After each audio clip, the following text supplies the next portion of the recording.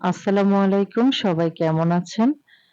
তো আজকে আমি আপনাদেরকে দেখাবো কিভাবে ডিম পিনিক বানানো হয়।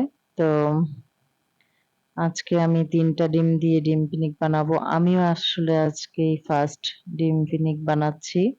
তো সবসময় ভিডিওতে দেখি যে কিভাবে ডিম পিনিক বানায়। তো আজকে ভাবলাম যেহেতু এই ভাইরাল রেসিপিটা এখনো খাওয়া হয়নি, সেজন্য আর অপেক্ষা করতে পারলাম না। তো আমার ডিমগুলা সিদ্ধ হয়ে গেছে। এখন আমার মেয়ে আমাকে ডিমগুলা ছিলে দিচ্ছে।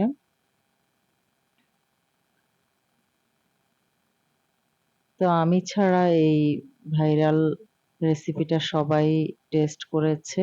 আজকে আমিও দেখব এই ডিম পিনিকটা আসলে খেতে কেমন।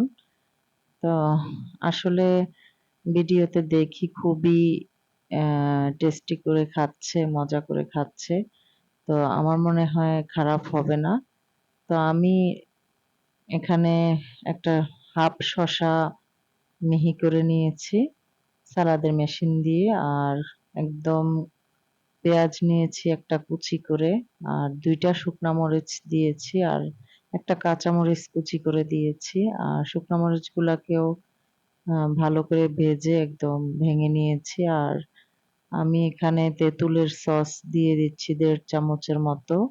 এটা আমার নিজের হাতে বানানো।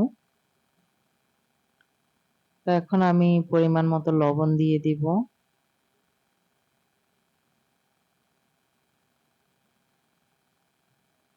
এখন দিয়ে দিব টমেটোর সস। তা আমি এখানে ২ চামচ মতো টমেটো সস দিচ্ছি।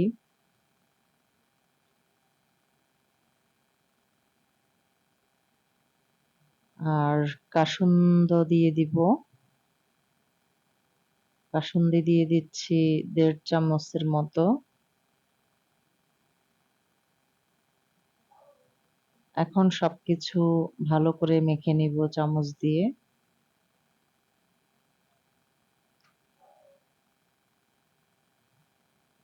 তো এই মাখানোটা দেখে আসলে খুব আম লোভনীয় মনে হচ্ছে।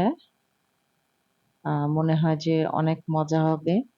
তো আমি ডিমগুলাকে মাঝখান থেকে কেটে নিচ্ছি।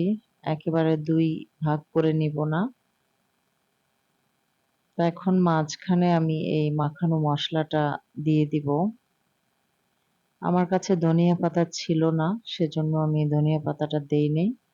আর ধনেপাতাটা দিলে আরো সুন্দর দেখা যায়, আর খেতেও মনে হয় অনেক টেস্ট হয়।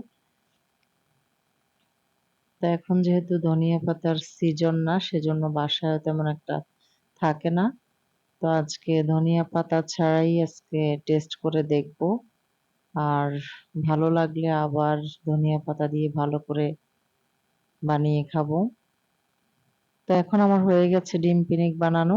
আর এখন আমরা খেয়ে দেখব। আগে আমি আমার মেয়েকে বলতেছি খাওয়ার জন্য। তো আপনারাও এভাবে আমার মতো খেয়ে দেখবেন।